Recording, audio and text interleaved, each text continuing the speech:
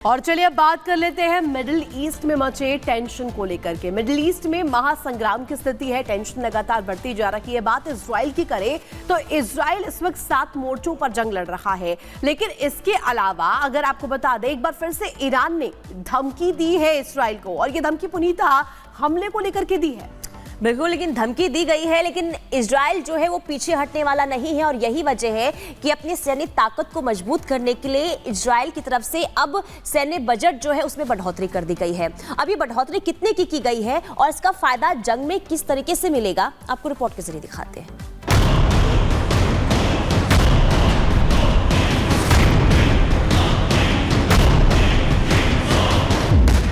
साल पहले इजराइल की जो जंग हमास के साथ शुरू हुई थी और हिजबुल्लाह से होते हुए ईरान, हूती और सीरिया अब जा पहुंची है। यानी साफ है कि इस वक्त नेतन्याहू की ब्रिगेड एक दो नहीं बल्कि कई मोर्चे पर लड़ाई लड़ रही है। यानी हर दिन लाखों की गोला बारूद इजराइल बरसा रहा है। कभी गाजा में ड्रोन अटैक कर रहा है तो कभी हिजबुल्लाह को जड़ से खत्म करने के लिए मिसाइल और रॉकेट दाग रहा है। नेतन्याहू की सेना ने ईरान के अटैक का प्रतिशोध लिया तो अब ईरान ने फिर से बड़ा हमला करने का ऐलान कर दिया है। उसके सुप्रीम लीडर ने साफ कहा है कि वो इजराइल को इसके लिए सबक जरूर सिखाएगा। ईरान इसके लिए अपने रक्षा बजट में 200% की वृद्धि की है।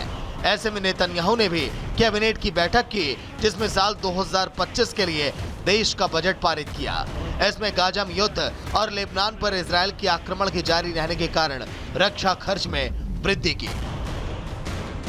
इजराइल एक ऐसा देश है जिसकी सैन्य ताकत सबसे बेहतर मानी जाती है और इसके लिए वो हर बार रक्षा बजट पर ज्यादा जोर देता है।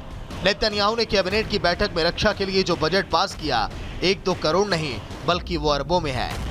इजराइल ने आवंटित रक्षा खर्च को कम से कम 27.2 बिलियन डॉलर तक बढ़ा दिया है। हालांकि कैबिनेट की आगे की चर्चा के बाद इसे 40 बिलियन डॉलर तक बढ़ाया जा सकता है।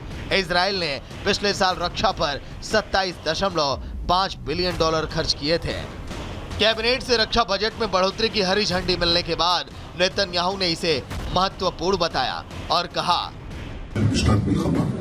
אני רוצה להגיד בעניין הזה שהתקציב שאנחנו מביאים למשרד הביטחון אינו כולל את מרכיבי ההתעצמות של नेतन्याहू ने यह फैसला ऐसे समय लिया है जब ईरान ने कुछ दिन पहले ही अपने रक्षा बजट में 200% की बढ़ोतरी की है और 5 नवंबर से पहले इजराइल पर पलटवार करने का ऐलान किया है। ऐसे में नेतन्याहू अपने देश की रक्षा को लेकर गंभीर हो गए हैं। भले ईरान इजराइल पर आंखें गड़ा रहा हो, लेकिन इजराइल अपने दुश्मनों को नेस्तनाबूद करने में कोई कोर कसर नहीं छोड़ रहा है।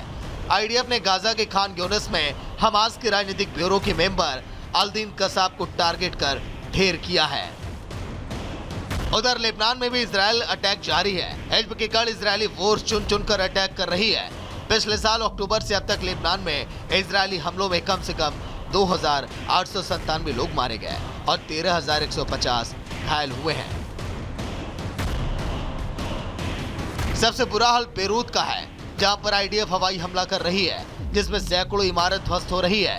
वहां रह रहे आम लोग इधर उधर शरण ले रहे हैं। उधर हिजबुल्लाह भी इजराइल पर पलटवार कर रहा है। आतंकियों ने कई मोर्चों से इजरायली क्षेत्र की ओर 7 यूएवी लॉन्च किए, जिसे इजरायली एयरफोर्स के लड़ाकू विमानों, हेलीकॉप्टरों और हवाई रक्षा प्रणालियों ने रोक दिया। मिडिल ईस्ट में इस वक्त विनाश की पटकथा लिखी जा रही है, जिसकी शुरुआत तो हमास ने की थी, लेकिन जैसे जैसे ये कहानी आगे बढ़ रही है, कई और किरदार जुड़ते जा रहे हैं, जिसमें से कई के कैरेक्टर अपने आखिरी पड़ाव में हैं। लेकिन इस स्क्रिप्ट में ईरान नाम के किरदार के भड़कने पर मिडिल ईस्ट में महायुद्ध का संकट अब गहरा गया है। और अगर जंग में ईरान ने प्रतिशोध लेना शुरू किया तो इसकी इज्जत में पूरी दुनिया को आने से कोई भी नहीं रोक सकता। Bureau report, Republic Bharat. आगे बढ़ेंगे और बात स्पेन की कर लेते हैं, क्योंकि स्पेन में हालात लगातार खराब होते हुए नजर आ रहे हैं। बाढ़ से वहां पर हाहाकार मचा हुआ है और लगातार मरने वालों की संख्या बढ़ती जा रही है। अब तक इस प्राकृतिक आपदा में 205 लोगों की जान चली गई है, जबकि बड़े पैमाने में लोग लापता हैं। बिल्कुल, लेकिन इससे बड़ी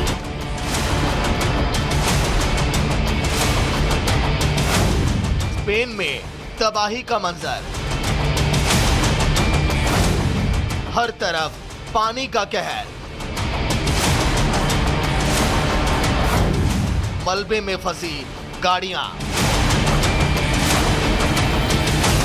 ये तस्वीरें स्पेन की है, जहां पानी का ऐसा रेला आया मानो अपने साथ सब कुछ बहा लेना चाहता हो, और हुआ भी कुछ वैसा ही। उसके सामने जो कुछ भी आया या तो उसमें समा गया या फिर उसके कोप का भागी बना। अचानक आई भीषण बाढ़ अब तक 200 से ज्यादा जिंदगियां ले चुकी है। न जाने कितने लोग लापता हैं, जिनकी तलाश अभी की जा रही है। बाढ़ का सबसे ज्यादा असर पूर्वी स्पेन के वेलेंसिया शहर पर पड़ा है। यहाँ महज 8 घंटे में 12 इंच बारिश हुई है। ये बारिश कितनी भयावह है, इस बात का अंदाजा इसी से लगाया जा सकता है कि वेलेंसिया में इतनी बारिश साल भर में होती है। स्पेन में अचानक आई भीषण बाढ़ को 4 दिन का समय बीत चुका है। नजर जहां जहां जा रही है सिर्फ तबाही है। कहीं पुल टूटे हैं, कहीं सड़कों की कनेक्टिविटी खत्म हो चुकी है। मलबों में फंसी गाड़ियों को निकालने के लिए क्रेन और मशीनों का सहारा लिया जा रहा है। घरों में फंसे लोगों को निकालने के लिए बुलडोजर का इस्तेमाल किया जा रहा है। बचाव कर्मी जगह जगह फंसी कारों और इमारतों में श्रमों की तलाश कर रहे हैं। कई लोग अभी भी लापता हैं।